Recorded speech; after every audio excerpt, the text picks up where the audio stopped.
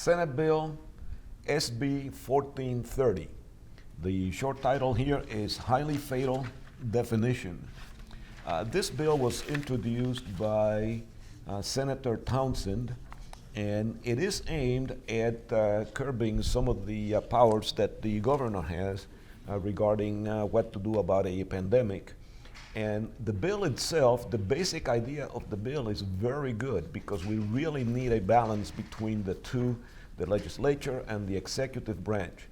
But this bill falls short in a couple of areas, and I'm sure Archie's going to be talking to me about that. But I'll tell you the good part about it, and then he can shoot it down for me as he is likely to do along these lines.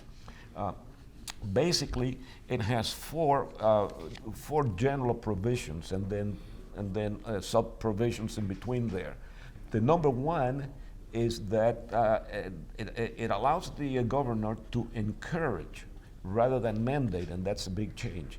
Encourage instead of mandate stuff like medical examinations and treatment or vaccinations in connection with a pandemic. That's a big deal because it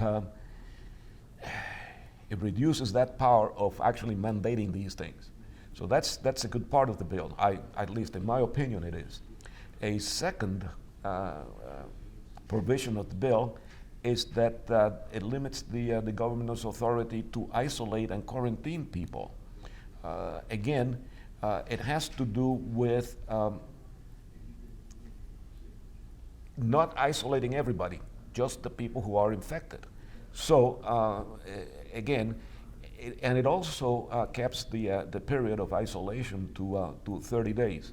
Again, we're putting a limit here as to what he can do. In other words, he doesn't have an open, a blank check. He doesn't have an open period. He has to do certain things, and he has to do them within a certain period of time. And the number 3 provision is that when you impose, whatever it is that you impose, it has to be based on by county. And I guess that's about the best way that you can do it. To do it by county as opposed to do it for the whole state. Because there could be a county that's not having a problem, and then another county that may be having a big problem. Mm-hmm. So you should not apply to everyone. It should be applied by county, and that makes a lot of sense. Now, where we start running into problems is where you're setting up the limits, and Archie's going to say a lot more about that. But the problem that I see here is that in order for some of this stuff to kick in, there has to be 3.5% of the population to be infected, and that is awfully high. And also, there has to be 3.5% of people dying to some of the other stuff, and again, that is kind of high for an infection. And the last part, number 4, has to do with the definition of what's regarded as highly contagious and what's regarded as highly fatal disease. And again, if you want to say, okay, if it's highly contagious and highly fatal, this is what the governor can do. Well, yeah, but I think you're setting the bar a little too high. And Archie has some specific numbers on there. And so Archie, you've read the bill in a lot more detail than I have. So maybe you can clarify some of those issues for us. Okay. Well, I'm going to start with the now be gentle now. I'm sensitive. I'm going to be very gentle. Oh, okay. I'm going to be very gentle. Yeah. If you look at the section I that was added, and I'm going to read it to you. It says, for purposes of this section, highly contagious and highly fatal disease means a virus that is confirmed to have infected at least 3.5% of the state's population. It doesn't say county. It says the entire population of the state. And our entire population currently exceeds 7 million, so you need 3.5% of that.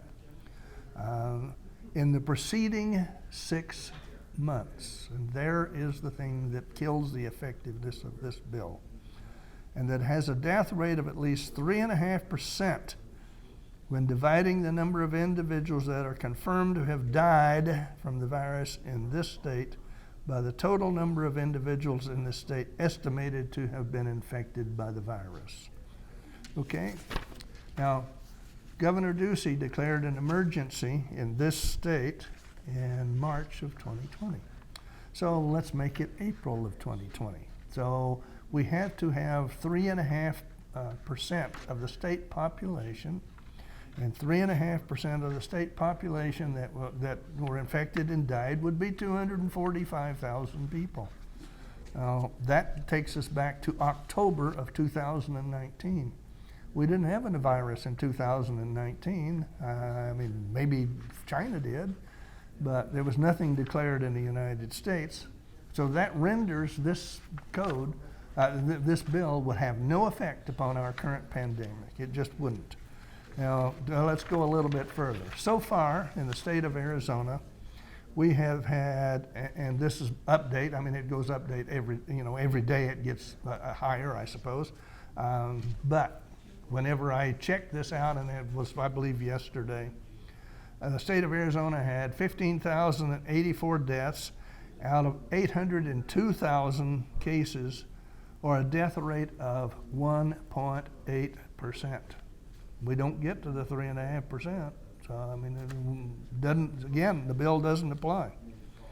In Arizona, 14.3% of the persons tested for the virus test positive. Okay. 3.5% of a 7 million population, as I said earlier, is 245,000, and that's within 6 months prior to the declaration of the emergency. 3% as it relates to the death of 802,000 would be 7,280, and we have 15,000. So that would fall within that. Now, then the question is, how do you confirm, how is a virus death confirmed, right? The problem that we have with this is, as we look back and we listen to what the CDC has said about whether or not you die of the virus or you don't die of the virus, depends upon when the test is administered, and I guess who administers the test. So if you happen to be in an automobile accident and you're decapitated and they do a test on you and you test positive, you didn't die because you were decapitated, you died because of the virus, right? Well, somehow or another that doesn't really seem like that confirms it to me. I think the intent of this bill is probably good, but I suspect that Ms. Townsend and Ms. Bartow and Representative Fillmore need to go back. They need to read this bill and they need to bring it up to date and make it effective. It currently has no effect on our current pandemic, and I can't imagine a pandemic anywhere in the future in which it would, because of the definitions and the percentages that they're running. Okay, so now you make a good point about the definition for the future. I don't think that this particular bill, now there has been a lot of bills introduced and a lot has been going on regarding this pandemic. I don't think that this bill was intended to have an effect on the current pandemic. It was intended for future. And then the question is it something that's feasible? Is it something that's reasonable?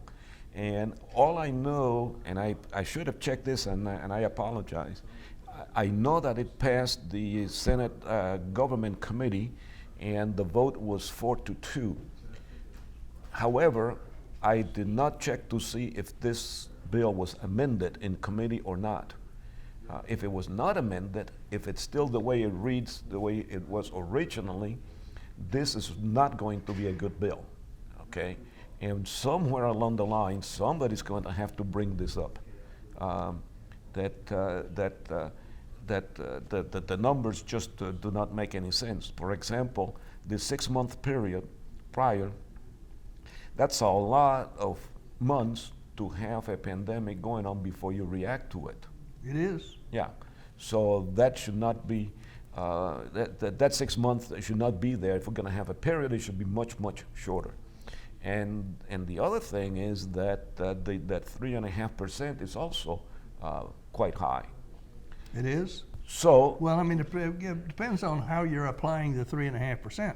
If you're applying 3.5% of those that test positive to deaths, then yeah, it's pretty high. Because I mean, we for over a year now. Well, no, I guess it's been just a little bit less than a year. For this pandemic, in just less than a year, our death rate in Arizona is 1.8%. Okay, that's 15,000 people. Right? Now, if you want to go to what this bill says, which is 3.5% of the 7 million population, then before you announce an emergency for the pandemic, you're going to have 245,000 deaths. I don't think they intend that. yeah, no, it says here that the rate is that has infected at least 3.5% of the Arizona's population in the preceding 6 months period. So it is 3.5% of the population. 3.5% of the population. Yeah. So that is quite high in order for some reaction to kick in. But it's really simple to, if the people sponsoring this bill are paying any attention, and well, maybe they'll listen to us, maybe they don't, and, and I don't think they do. Well, I think their heart's in the right place. I think they. Well, just that's didn't exactly pay, what I'm saying. They didn't pay enough attention to the wording that they put in it. Yeah, what I'm saying is that it's a good bill in that sense. It's bad because of the numbers, but it's very easy to adjust those numbers. Oh, if absolutely, yes. You just have to have an amendment, and there you go. Yeah. So I don't know if it has passed the full House or not. I know it cleared committees, but I don't know if it had a third reading in the House, and I imagine it probably has by now. I pulled this, I think, off on the legislative site yesterday. So as of yesterday, about 4 or 5 o'clock in the afternoon, this is the current version of the bill. And there was no indication of any amendment that I saw. So that's the current version of the bill. Okay, It'd be a so great then- bill if it was just rewritten. Well, then most likely this is going to be, if it passes the House, most likely it's going to be, if it's going to be amended at all, it'll probably be amended in the Senate. Could be. And Could be. then if that happens and it clears the Senate, then it'll have to come back to the House. Otherwise, well, it's not going to be effective to help you with a pandemic in any way, shape, form, or fashion. Well, no, it but might it- help with something else. I don't know, but it won't help with the pandemic. The current pandemic or any pandemic like this in the future, it won't help you with it. Well, it does if we change the numbers. If you change the numbers, but if you don't change the numbers, it's not going to help. Well, yeah, no, we're in agreement on that. Okay. So All we right. have to suggest that the bill be amended to change the numbers so that they're more realistic. Right. So, and I think we have beaten this one to death, haven't we? Pretty close.